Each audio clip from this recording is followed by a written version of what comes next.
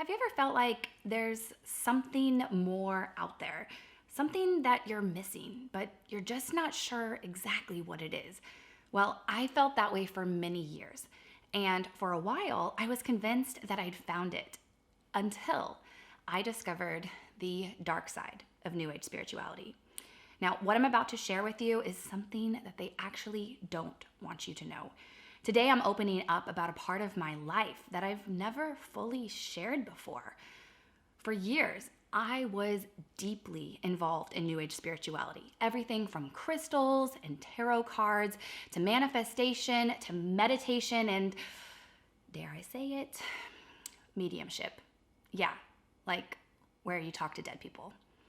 Now, at the time, it all seemed like I'd finally found peace in my life and answers to questions that I've been looking for. But I just didn't realize exactly how dangerous navigating all of this New Age spirituality stuff really was. By the end of this video, I'm hoping that you will also see the dangers by sharing my story. I want you to know that there is actually a better way. For as long as I can remember, I have had unexplainable visions. As a child, I would have vivid prophetic dreams that no one could explain to me. Oftentimes, as a young adult, I would have dreams about babies, and I would know specific details about them. I would know their name, their gender, specific characteristics, and personality qualities. I would have these dreams not only about my own children, but about my relatives, my friends, even my neighbors. And this sort of gift, at least I thought it was a gift, really intrigued me, and I wanted answers. So initially, I turned to the church. And the response that I got back was either, I don't know, ask someone else, or I would get the cold shoulder and they would say, like, that's not something that we talk about, don't bring it up again. So I was left feeling really frustrated because again and again, I would have these experiences and no one could quite help me understand what they were. During this season, I felt isolated, alone, misunderstood.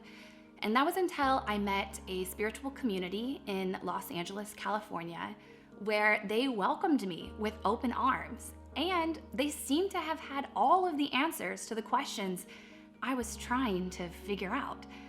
For the first time, I felt seen and heard. I felt important. I felt like I mattered. I felt like I was truly given a gift.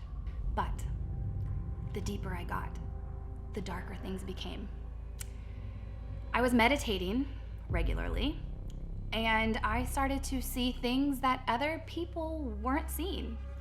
And these things began to grow dark and ominous, and this really ramped up my anxiety and my depression, and it constantly left me with this lingering feeling of uneasiness.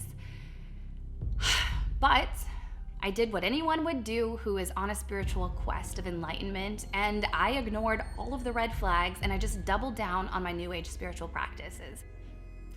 One morning, I was jolted awake. It was still very early, but I had this overwhelming sense that something serious was about to happen. This wasn't new to me. I was in the season of waking up at 4 a.m. to go and practice Kundalini meditation.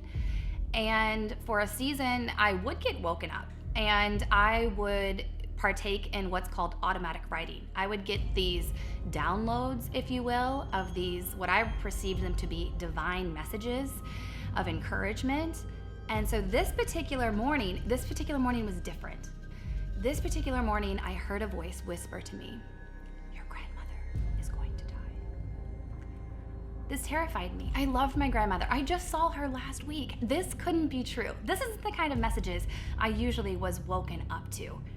But within a few short hours, I got a phone call that confirmed, yes, my grandmother did indeed pass away. Now, I'd like to say that this particular experience was what woke me up out of my spiritual nightmare, if you will. But that wasn't the truth. It was, however, the initial seed that began to really plant some doubts in my mind about if what I was doing and practicing really was of goodness and light, as my spiritual community in Los Angeles was telling me. But instead of stepping back, I actually dove in deeper. I surrounded myself with more New Age spiritual practitioners. I read more self-help books. I went and bought more crystals, and I did everything you could think of to try to make it all make sense. But even with all of this, the unease, really, it never went away. I just kept searching and going deeper, and things got darker, and I got more lost until one night, something absolutely terrifying happened with my young daughter, and I will never forget it. But that's a story for the next video. One you won't want to miss. Get ready because things are about to get intense.